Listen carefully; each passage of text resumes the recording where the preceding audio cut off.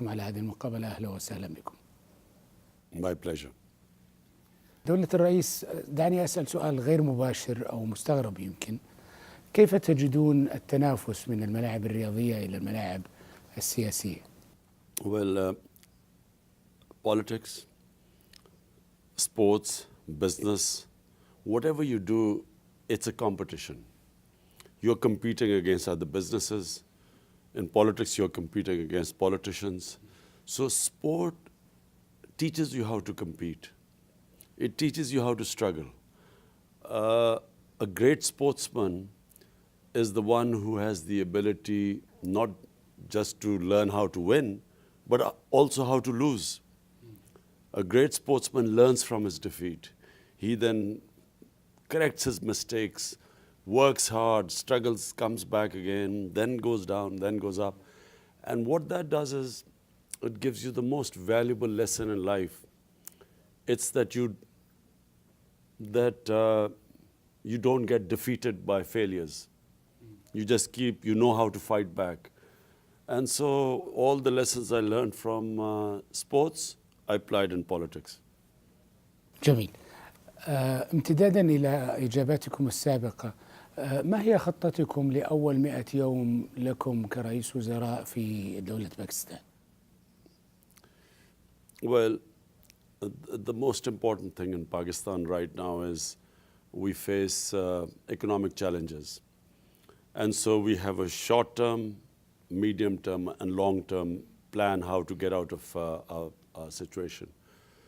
Once we get out of the short-term, and which is what we are doing right now, is we've come up with a budget where we have whatever resources we've had, we've allocated them such that it allows Pakistan to, our industry to grow, our exporters to grow, so that we fight the economic challenges, fix the governance system.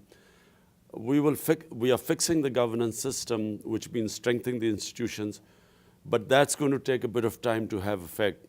In the meantime, we have started a massive austerity campaign, cutting down our costs, and trying to, whatever assets we have, trying to use those assets to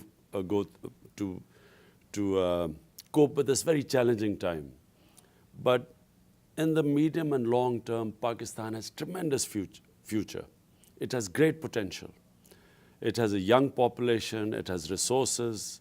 So the moment our governance system improves, investment will come in and Pakistan will start to rise. أحد أهم المشاكل الموجودة في دولة باكستان هو انخفاض الطبقة الوسطى. يوجد طبقة غنية جدا وطبقة فقيرة جدا. كيف تخططون لتوسيع الطبقة الوسطى التي تساهم على الحفاظ على اقتصاد متوازن وقيم متوازنة أيضا؟ You see, in Pakistan, what we have done is we have not spent money on human development, which means developing your human resources, which means spending money on people's education, on health, on providing them justice, looking after their employment. So when you do not spend money on human development, then the rich get richer and the poor get poorer. وهذا ما كان يحدث في السابق. So what we are trying to do now is to completely reverse this situation. Try to raise the living standard of our people. Spend on the people. Make the rich pay taxes, which they don't pay taxes, and spend it on our poor people, and raising their standard of living by providing for health, improving education in government schools, improving healthcare in government hospitals, and then trying to find employment for our young people. So, we have, as I said, short-term, medium, and long-term plans. But Pakistan will rise when we invest in our human resources. ولكن ألا تتوقعون أن تثور الطبقة الغنية عندما تفرضون عليها ضرائب لم تكن مفروضة من قبل؟ ألا تخشون من غضبة من هذه الطبقة؟ Whenever you bring, supposing it's like a patient who's ill, and when you, sometimes you have to do surgery, so it hurts for a while, but then the patient feels better afterwards. In short term, Pakistan will have to go through pain because we have allowed our country to go down. But once we take these corrective measures, reforms, then even the rich people will benefit. No country can survive if there is a tiny rich people island in a sea of poverty. No country can survive like that. China has given us this model where China took 700 million people out of poverty in 30 years. And as it took people out of poverty, China became a great power.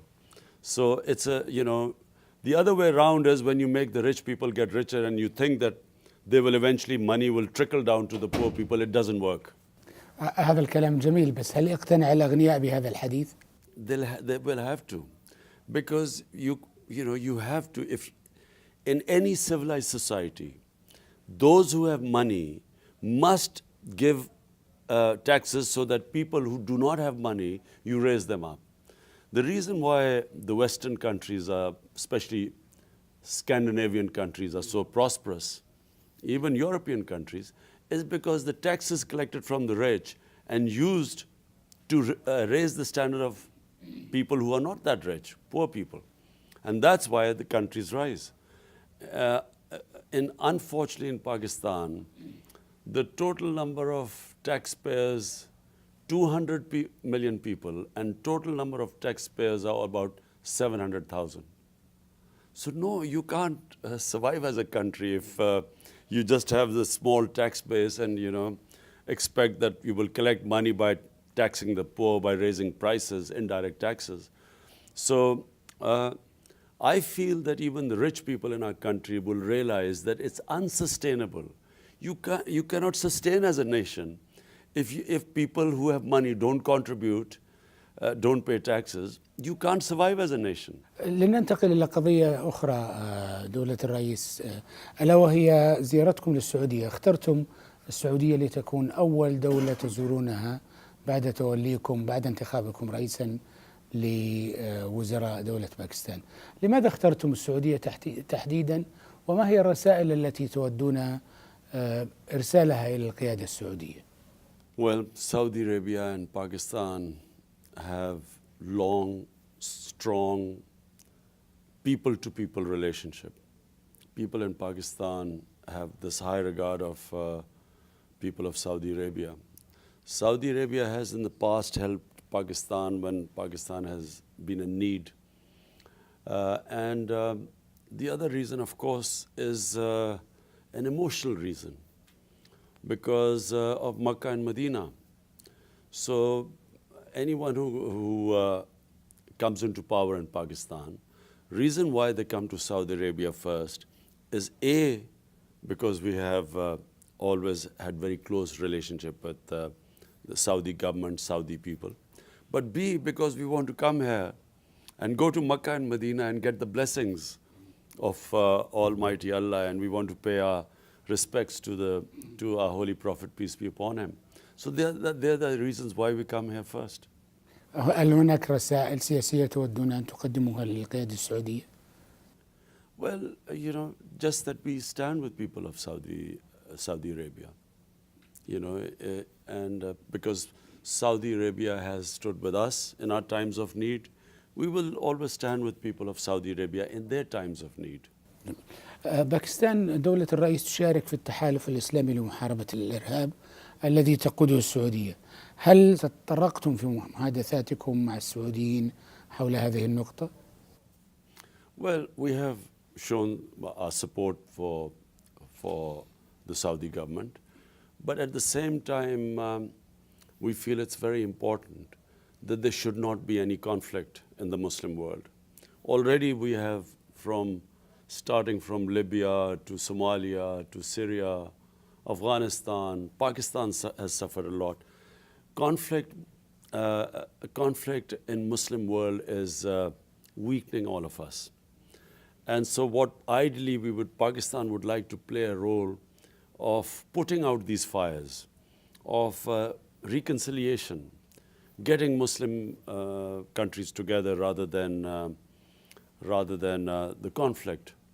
And that, I really see that as the big role of Pakistan. But at the same time, to assure Saudi Arabia that we do stand with them. بس فيما ألا تواجه باكستان خطرا من معضلة التطرف التي أساءت إلى الإسلام في الغرب وفي الشرق عند غير المسلمين؟ Pakistan has gone through one of the worst periods in our life where we entered into the US war on terror, and we ended up having almost 88,000 people have died in Pakistan, and hundreds and billions of dollars of loss to our economy. And so from the lesson we have learned from that is that one must avoid conflict at all cost. Because once a conflict starts, it has unintended consequences. Look at United States in Afghanistan. Did they think that they would, 16 years down the line and almost $1 trillion spent on the conflict, they would still be there? And there's still no end to the conflict. So the lesson is one must avoid conflict. Because once a conflict starts, as I say, it has unintended consequences. You don't know where it will go to. لا شك، لكن هل تستطيع أن تتجنب الصراع مع المتطرف الذي يكفر الحكومة، يكفر رئيس الوزراء، يكفر جانب كثير من المسلمين؟ Extremism is an illness. Extremism is something when it affects a society. هناك فرق بين التطرف والإرهاب، هي مرحلة متقدمة. There is a difference. There is fundamentalism, there is extremism, then there is militant extremism. What is especially damaging to the society is militant extremism, what we faced in Pakistan. And full marks to our security forces and our intelligence agencies to overcome all that. Because once the conflict started, all those enemies of Pakistan who wanted to destabilize Pakistan jumped in and started backing the extremists. So what was a small conflict became bigger. Fundamentalism, extremism needs to be fought intellectually. But militant extremism, unfortunately, has to be fought with your security forces.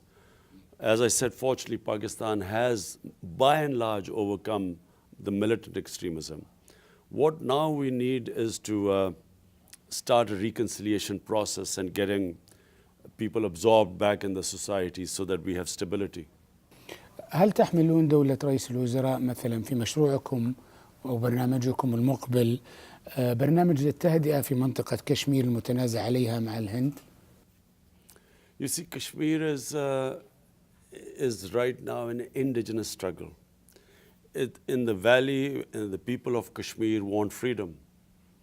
And unfortunately, what India is doing is it's using force to stop people having the right of self-determination, the right to choose their destiny. And this has now been going on for 30 years. Over 500,000 troops Indian troops are trying to stop this freedom movement. Unfortunately, the situation is not improving. The more force is used, the more people want freedom, and more people get alienated from India, the people of Kashmir. So the solution again lies in a political solution. It does not need military force. Military is not going to produce a solution in Kashmir. Neither is military force going to produce a solution in Afghanistan. Both places there is a political solution there. كيف ستواجهون الفساد المستشري في باكستان؟ Corruption, sometimes I wish we could do what Prince Salman did in Saudi Arabia, because white-collar crime is very difficult to fight, because people who steal a lot of money have big lawyers, they can hide their money in offshore accounts. It's a very long process to retrieve the money. But in Pakistan, we have now set up a task force, which is to retrieve our money that has been taken out of Pakistan and stolen in properties abroad. We are trying to get the money back in. So we've started the process. We've just signed an agreement with the United Kingdom. And so we signed an extradition treaty. And so we are also going to lobby other countries, Western countries, where they should clamp down on money laundering. I mean, money which goes from poor countries into rich countries is causing a lot more misery, poverty, deaths in the third world than terrorism is. Because this money is stolen from people from developing world and sent to offshore accounts, companies in the West. So we need a concerted effort. We will lobby internationally that there must be an effort to stop, somehow make it difficult for criminals to take money out of poor countries and take them into rich countries. And this needs a concerted effort, not just from my country, but also countries, Western countries. دولة رئيس الوزراء السيد عمران خان، شكرا لكم لإتاحة هذه المقابلة لقناة العربية. شكرا لكم. Thank you.